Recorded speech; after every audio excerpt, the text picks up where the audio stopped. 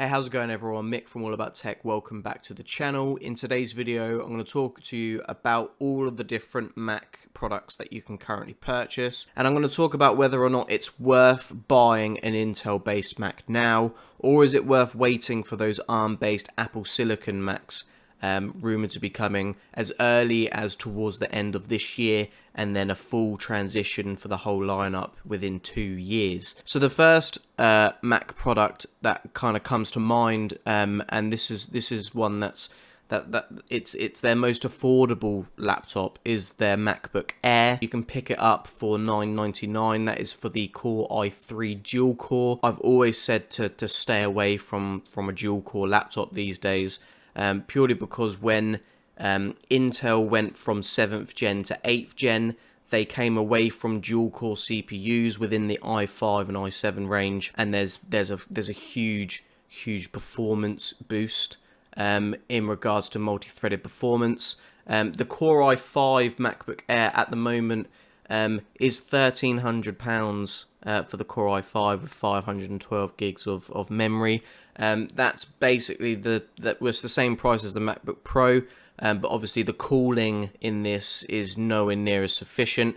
The fan in this isn't even connected to a heatsink. On Amazon at the moment, they've got a massive sale on in terms of Mac products, and you can save £100 on a MacBook Air, but I still don't believe this is worth it. I still don't believe the performance to cost ratio is that good, and if you're spending that sort of money, then you want to be looking at a MacBook Pro anyway. In terms of ARM-based MacBooks, the first one is rumored to be coming as early as towards the end of this year. I think it could come with the launch of the iPhone in September. Well, that's usually when the iPhone gets launched, in around September at the iPhone Unpacked event. If it's not raw performance you need at the moment, unless you're going for the really high end, I would tend to recommend staying away from Intel-based Macs, because one, they thermal throttle, two, battery life isn't fantastic. And with new Apple Silicon devices, you're going to get very good power efficiency, and you're going to get very good battery life. Because of that power to watt ratio that they've been aiming for. I mean, look at the iPad Pro. It's fantastic. It's an absolute beast. If it ran Mac OS, it would be the perfect device. But unfortunately, it doesn't. It runs iPad OS, which kind of limits it. I'd say wait, hold out for an ARM-based Mac. If you don't need a lot of performance, then I'm sure you'll be fine with what you have currently anyway.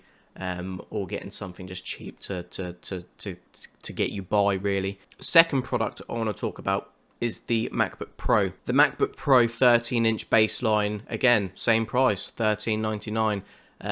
And that's for an 8th generation Core i5. Now, the CPU is 2 years old at this point. The 8th generation Core i5s are really good chips. 8th generation chips really stepped up performance compared to 7th gen, and it's a much bigger difference between 7th gen to 8th gen than it was 8th gen to 9th and 10th gen. It's still an adequate CPU now. You'll still get plenty performance for years to come, because it is a quad core. And they do turbo boost quite high. Unfortunately though, because it's a MacBook, because of the chassis, because of the thermal solution, it's not gonna be able to sustain a 3.9 gigahertz boost clock for long periods of time if you're doing quite CPU intensive tasks like video editing. This laptop as well on Amazon is on sale for $11.92. The prices may differ ever so slightly in the States, but the sales are also in the States. I think they're global. Maybe not every country. You're getting over £100 off for the baseline. So if you were adamant on either a MacBook Air or a MacBook Pro, this would be the one I get. I wouldn't get a MacBook Air just purely because of the thermal solution. You'll be able to get more out of it, and it's the same price as a Core i5 MacBook Air. Yeah, you get half the amount of storage, but you can also get external storage. I just think this is a better package overall, and obviously it's got that new Magic Keyboard as well. If you are absolutely adamant on getting a MacBook, I'd say, and you don't want loads of performance, I'd say this is the one to get. You're still going to get support for years to come. You're still going to get a full life cycle out of it. But if you can wait, I would wait. If you're not a professional user that absolutely needs something right now, I would wait for an ARM-based Mac. Moving on to the next product, and this is a very interesting product because this is the main reason why I wanted to do this video, and that is the 16-inch MacBook Pro. This is actually a very capable device. I wouldn't go near the Core i9 version, because the Core i9 version starts at £2,800, $2,800, and you're not going to get much more performance in it than the i7 because of the thermals. The i7, it gives it good performance without it thermal throttling non-stop. The Core i9 just runs so hot, and the thermal solution in these small chassis just can't deal with it. Not to say it's not a good chip, it's just not a good fit for the MacBook Pro, I think. This is a lot better in terms of cost to performance. You're going to pay an extra £400 for the i9. Yeah, you get a terabyte of storage rather than the 512, but you're not going to see that much of a performance gain on that device. This baseline is already a good product, but then when you go to Amazon, it's actually £400 off at the moment, $400 off. You can get it for $19.99. And if you're buying a 16-inch MacBook Pro, you're going to be more of a professional user. You're going to be doing a lot more graphical stuff because it's got that dedicated Radeon GPU. Overall, with that £400 off, I think it's an absolute steal. I think it's worth picking up if you are in the market for a MacBook and you're in the market for quite a high-end MacBook, because I don't think the first round of Apple Silicon devices are going to be up to this sort of performance level. I think they will definitely get there because they're going to transition all of the products over. Now, moving on to the Mac Mini, don't buy one. Simple as that. They're not worth the money. Quad core i3 8th gen, so it's 2 gens old and it's an i3. They'll eventually kind of release that Mac Mini Apple development transition kit. They'll eventually come out with something similar to that. And I think it will probably come out with a much better performance than the i3, because if you want an i5, if you want a 6-core i5, it's going to cost you $10.99, and that's still only with 8 gigs of RAM. You get half a terabyte of storage, but again, I don't think it's worth the money. I say just stay away from Mac Minis until ARM-based Mac Minis come out whatsoever. Now, in terms of the iMac, again, I'm going to give the same recommendation I gave with the Mac Minis. I don't think you should buy one just yet. The main reason why is because the iMac is rumored to get a redesign soon anyway. It could still have Intel-based CPUs. It could have an ARM-based CPU, but they're looking at quite a substantial design change. At 2020 standards, the display it's got thick bezels.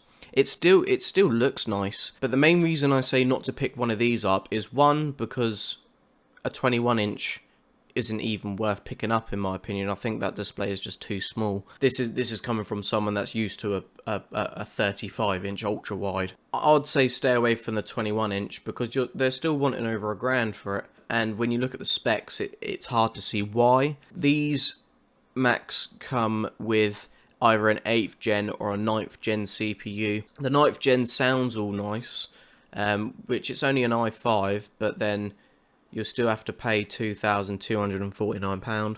Not only that, they all still come with Fusion drives. When is the Fusion drive going to just die out? I mean, it's not at the performance of an SSD. At this point, if you're charging that much money, you just need to put solid state storage. You can't be doing that. You can do a small, say, 128 or 256 gig NVMe for the operating system, and then just chuck in a terabyte normal drive. Having both rather than just one Fusion drive, it's not going to be a very fast device in terms of boot times, etc.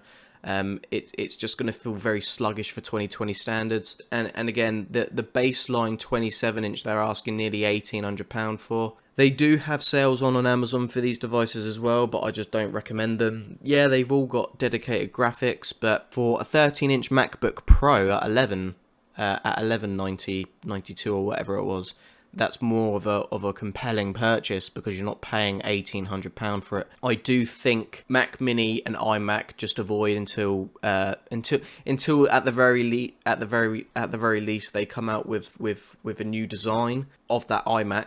And with the Mac Mini, wait for ARM-based CPUs because I think they'll just be better value for money. 16-inch MacBook Pro, if you want it, grab it. That's a great deal. MacBook Air, I'd avoid it at the moment. If you're absolutely adamant, don't get the Air, get the Pro with the i5 at the same price point. I don't think it's worth picking up a Core i3 MacBook Air for like 950 quid. Yeah, it's 50 quid off on Amazon.